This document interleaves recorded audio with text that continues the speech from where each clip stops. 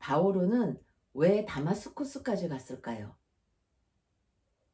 예수님을 따르던 사람들은 남자든 여자든 다 잡아다가 예루살렘으로 데려가려고 했던 거죠. 이 이야기는 저한테 엄청난 그 터닝 포인트가 되었던 독서 성경 기절인데요. 제가 한 15년 전에 독서를 처음 시작할 때, 그때는 정말 새벽 독서하면은 새벽 한 3시쯤에 일어나서 그 전날도 읽었지만 당연히 3시부터 미리 일어나 갖고 읽고 또 읽고 했던 그런 시절의 롱롱워거 옛날 이야기입니다. 그런데 이제 그날도 일찍 일어나서 그 이 장면을, 바오로의 회심 장면을 성경을 읽고 있는데 갑자기 그 이 다마스쿠스의 그 사막의 모래바람이 막 정말 저한테로 오는 것 같더라고요. 그리고 그 장면이 영화처럼 파노라마로 쫙 이렇게 있길래 너무 이상한 경험인 거예요. 그래서 신부님한테, 신부님 이런 일이 있었어요, 이제 이렇게 말씀을 드렸더니 신부님께서 그러시는 거예요. 체험한 거라고, 성령이 들어오는 걸 체험했다고 하시더라고요. 전에 이제 옛날에 글라라라고 하면은 정말 발바닥 신자, 그리고 이 체험이라는 걸 얘기하면은 간증 있잖아요. 이거 다 거짓말 같은 거예요. 뭐 유튜브나 막 TV에 나와서 사람들이 간증한다고 하면 그런 게 어딨어. 그냥 뭐 성경책을 읽고 하느님 말씀을 믿는 거지. 뭐 성령이 어떻게 우리한테 와서 어떤 체험을 주나 이렇게 생각했거든요. 근데 막상 제가 그거를 어, 체험하고 나니까 바오로가 회심할 수 있겠구나라고 느껴지는 거예요. 그러고 나서 정말 가슴이 뜨겁고 알 수 없는 용기 이런 거예요. 정말 주님이 나와 함께 계시는구나. 내가 제대에 올라갔을 때 용기 없고 떨리고 이런 거가 조금 도움이 되는 거예요. 아니, 사실은 엄청 도움이 됐지요. 처음에는 제대도 올라갈 수도 없는 그렇게 용기 없는 사람이었는데 이런 그 체험을 하고 나니까 믿음이 정말 깊어지고 그 깊은 믿음으로 인해서 주님과 함께 가는 여정 안에 내가 있다는 걸 믿을 수 있게 되니까 뭐라고 이렇게 여러분들한테 말할 수 없어요. 너무 뜨겁고 단단해지는 그런 느낌이 있습니다. 이 순간을 터닝 포인트로 성경은 그 성경 말씀이라기보다는 저의 이야기가 된 것 같아서 성경을 읽을 때도 재미있고 또 공부하는 건 사실은 더 재미있어지고 여러분들과 이렇게 제가 알고 있는 그 얕은 지식이지만 성경을 여러분들과 나눔하는 게 저한테는 사실은 엄청 큰 기쁨이거든요. 그래서 제가 항상 여러분들한테도 기쁜 전래 봉사를 하자고 얘기하는데 그 원천이 이제 이 바오로의 회심 장면에서부터 시작된 것입니다.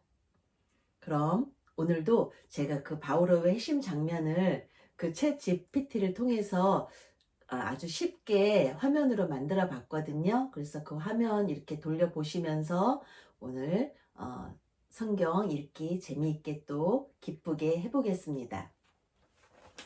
오늘 그 성경 읽기는요, 두 가지만 제가 한번 여러분들과 공유하고 읽기 시작하겠습니다. 첫 번째는 호흡이에요.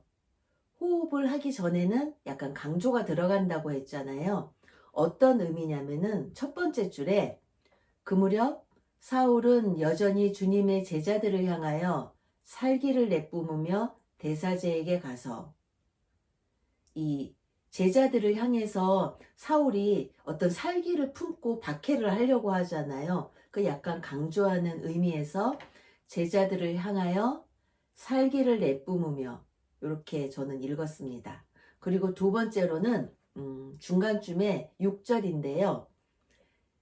내가가 되게 발음이 애매하거든요. 나인 내가하고 너인 내가가 있잖아요. 그건 어떻게 발음하냐면은 나는, 나이의 그 내가는 아가 들어가잖아요. 아이. 그래서 아 할 때 옆으로 좀 입이 더 크게 벌어지는데 그렇게 해서 내가 하고 또 너인 내가는 너이라서 입이 이렇게 아래로 벌어지거든요. 그래서 나이에 내가 할 때처럼 입을 그렇게 크게 벌리지 않고 그냥 자연스럽게 나는 내가 박해하는 예수다. 이렇게 그냥 편하게 읽으시면 될 것 같습니다. 오늘은 읽기 발음은 요 두 가지를 집중적으로 생각하고 오늘도 기쁜 독서 읽어보겠습니다. 그 무렵 사울은 여전히 주님의 제자들을 향하여 살기를 내뿜으며 대사제에게 가서 다마스쿠스에 있는 회당들에 보내는 서한을 청하였다. 새로운 길을 따르는 이들을 찾아내기만 하면 남자든 여자든 결박하여 예루살렘으로 끌고 오겠다는 것이었다. 사울이 길을 떠나 다마스쿠스에 가까이 이르렀을 때 갑자기 하늘에서 빛이 번쩍이며 그의 둘레를 비추었다. 그는 땅에 엎어졌다. 그리고 사울아, 사울아, 왜 나를 박해하느냐 하고 자기에게 말하는 소리를 들었다. 사울이 주님, 주님은 누구십니까? 하고 묻자 그분께서 대답하셨다.